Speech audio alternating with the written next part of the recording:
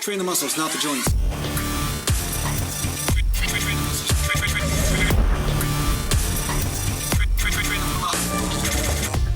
Welcome back to Natural Glam Bodybuilding, and today I'm going to talk to you a little bit about when to take a break from training. Now, a lot of times people, they're pretty disconnected from the experiences in their body, so all they can do is measure results, and they're saying, hey, you know, I'm not getting a result from my training, so obviously something needs to change, which is what we talk about here.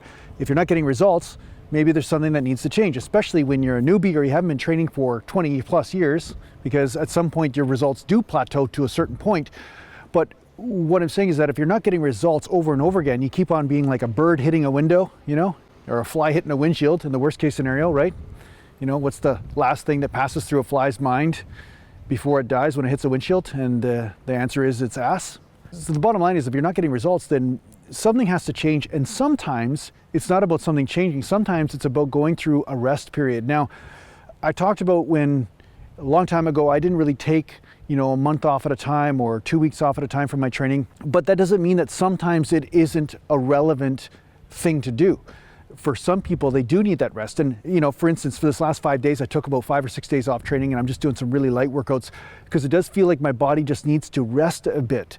And if you look at our nature, you know, when we're the people roaming around in the plains and all this kind of stuff, or whatever ancestral lineage you come from.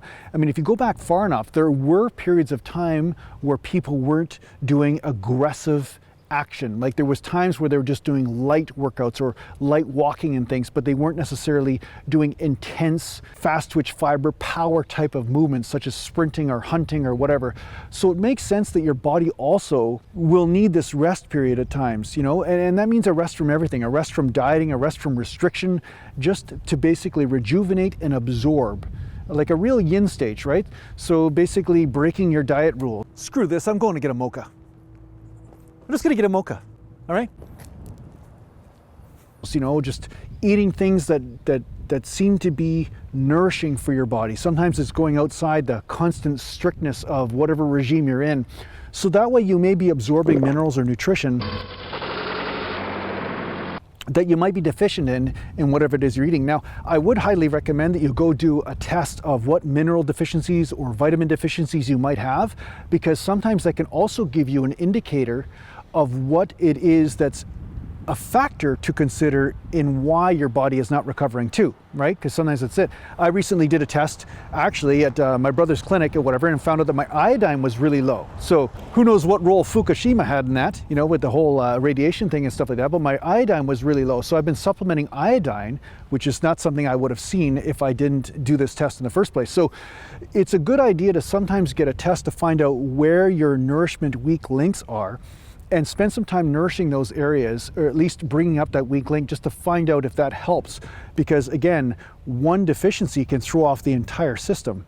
So I have a feeling that it's a good thing for me to take a week or so off training, top up my levels of iodine over the next month or two, and then see where my body is at that point and see if the entire system starts to work even better or recover better or more efficiently. So for yourself, what you can take from this is that there are going to be nourishing times, not necessarily training times, that are important for you to also visit as a part of your training. You know, I know it seems kind of contradictory, but when you're not training, that's also a part of your regime, because you need to take time to rest and to recover. And we all know a broken bone takes about 6 weeks to heal. So ligaments and tendons also take quite a long time to heal too. So it is good for you to take a week off training, or 2 weeks, or maybe even a month off sometimes, and just do creative endeavors or do something else, rather than this constant cycle of training all the time without any days off, right? So that's why you see some of the top pros in bodybuilding or top athletes, sometimes they'll take a long rest off, whether it's a month or 2 months, and then get back into the athletic swing of things to make sure all those little tweaks and pains and injuries heal up. So I'm not saying you have to do this, but if you're noticing that you're hitting a wall in your training where you're not able to make any results, where you always have these tweaks and pains and things going on, perhaps you need to go through a nourishing rest cycle.